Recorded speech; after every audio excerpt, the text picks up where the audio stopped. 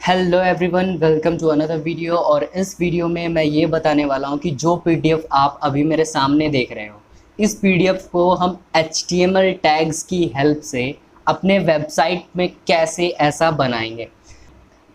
वैसे मैं आप लोगों को बता दूं कि सेम टू सेम जैसा यहाँ पर है ऐसा का ऐसा हम वेबसाइट पे डाल तो सकते हैं, लेकिन अब तक मैंने आपको जितने कोड्स बताए हैं या जितने भी टैग्स बताए हुए हैं उनकी हेल्प से आप बिल्कुल सेम टू सेम तो नहीं, बट काफ़ी हद तक ऐसा का ऐसा डाल सकते हो।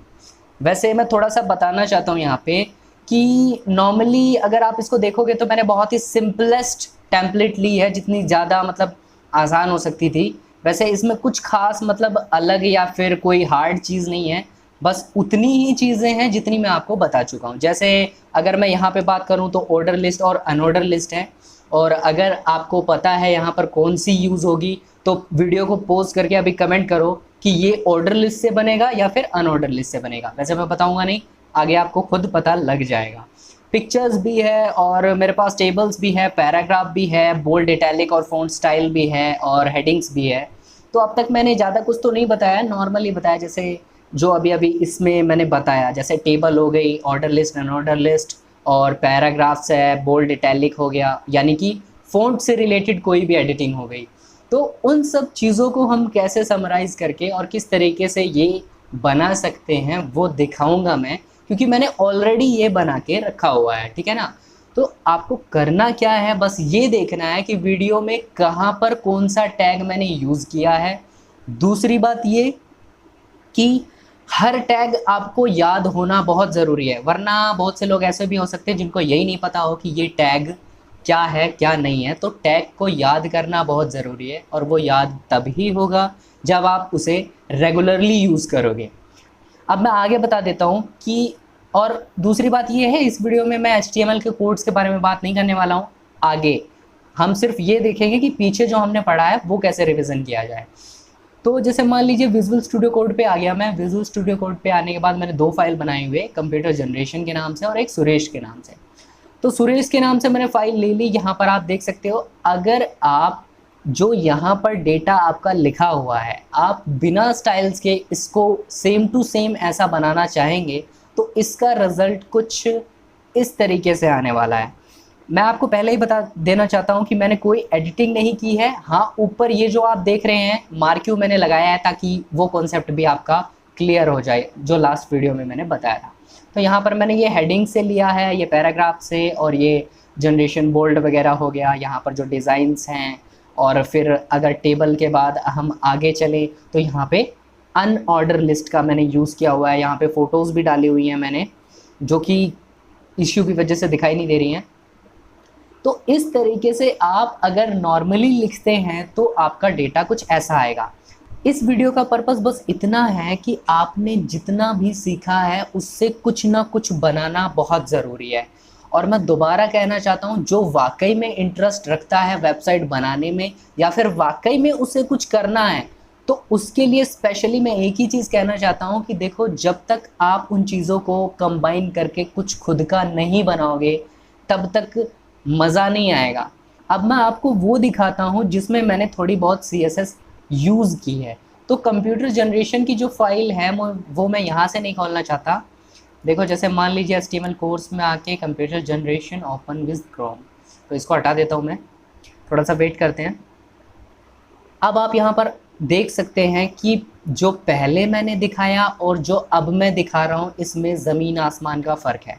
हालांकि मैंने ज़्यादा टाइम इसमें इन्वेस्ट नहीं किया है, बस मैंने आपको हल्का सा बताने की कोशिश की है कि अगर आप इसमें और टाइम इन्वेस्ट करते हैं तो ये बिल्कुल एज़ इट इज़ वैसा का वैसा बन सकता है। अब आप यहाँ पर देख रहे हैं, मैंने डिज़ाइन भी जानबूझ के नहीं किया है, बस मैंने थोड़ा बहुत ही डेकोरेट किया है, ज़्यादा काम नहीं किया है, बस आप लोगों को दिखाने के लिए, ठीक है ना। तो अब आप इसको ज़रा ऊपर से नीचे तक देखो कि ये कितना अच्छा दिख रहा है अगर कोई बंदा वेबसाइट के थ्रू इस साइट पे आए तो। लेकिन वही अगर मैं इस साइट को देखूँ तो ये आप देख सकते हो, मतलब रियली मतलब कुछ भी नहीं है। ये एक तरीके से ये कह सकते हो कि बस लिखा हुआ है। अब मैं एक चीज़ आप लोगों को बताना चाहता हूँ।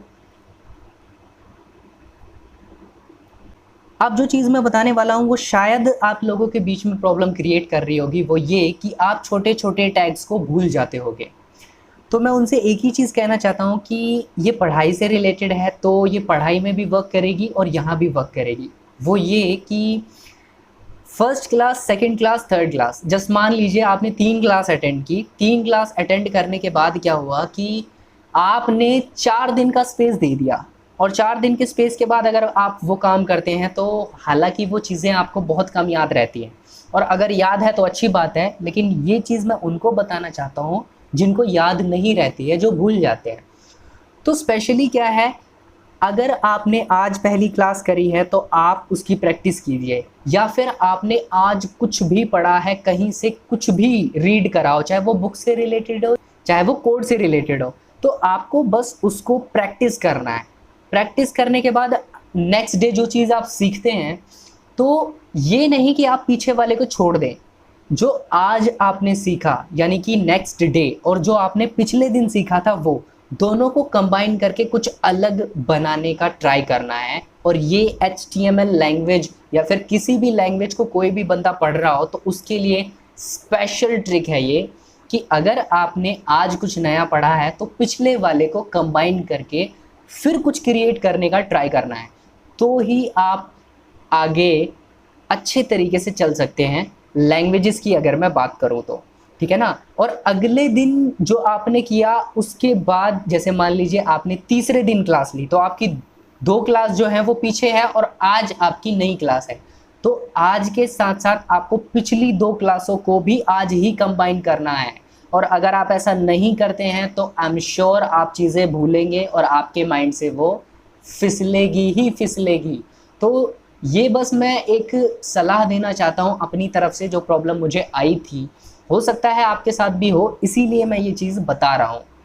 और ये चीज़ आपको तब तक करना है जब तक आप रियली में वो काम पूरी तरीके से अच्छे तरीके से नहीं करने लग जाते। कहने का मतलब है कि अगर आपने 50वीं क्लास ली तो आप लास्ट की 49 क्लास जो भी ली है, जितनी की जितनी, वो सारी आपको 50वीं क्लास में मिक्स करनी है और फिर कुछ नया बनाना है। और अगर आप ऐसा करते हैं तो ही आप वाकई में वेब डेवलपिंग में आगे जा सकते हैं। मैं आप लोगों को बता दूं, इस चीज़ के अंदर खुद के टैलेंट की बहुत ज़्यादा डिमांड है, क्योंकि अगर आप खुद नया क्रिएट नहीं कर सकते हैं और सिर्फ देख देख के कुछ कर सकते हैं तो आपकी कोई वैल्यू नहीं है, आपको कोई नहीं पूछेगा। आपको क्रिएटर भी बनना पड़ेगा और डिज़ाइनर भी बनना पड़ेगा, और आगे जाके जो चीज़ें आएंगी वो मैं बताऊंगा ही बताऊंगा। तो दोबारा कहना चाहता हूँ, हर क्लास को अपने माइंड में कंबाइन करके प्रैक्टिस करना है, और वो तब तक करना है जब तक चीज़ें आपको अच्छे से दिमाग में बैठ नहीं जाती। और अगर आपको कोई चीज़ समझ में नहीं आती है तो मैं यहाँ पर बैठा हूँ, अगर मेरे पास आंसर नहीं होगा तो गूगल बाबा की जय हो, अगले दिन वहाँ से ढूंढ के ज़रूर दूंगा। लेकिन चीज़ें समझना बहुत ज़रूरी है, रटना नहीं। ठीक है, तो बहुत ज़्यादा ज्ञान दे दिया, आज के लिए बस इतना ही। और अगर वीडियो अच्छा लगा तो लाइक और शेयर ज़रूर करना, और आपसे रिक्वेस्ट है कि प्रैक्टिस बहुत ज़रूरी है अगर आपको इस फील्ड में वाकई में आगे जाना है तो। तब तक के लिए अपना ख्याल रखो, घर पर ही रहो। Thanks for watching.